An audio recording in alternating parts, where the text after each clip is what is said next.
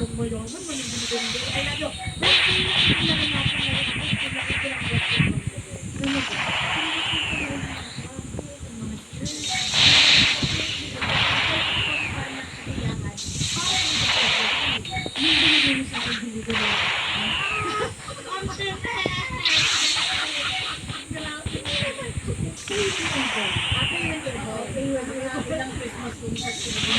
Kaya kapit lang naman kaya natin to.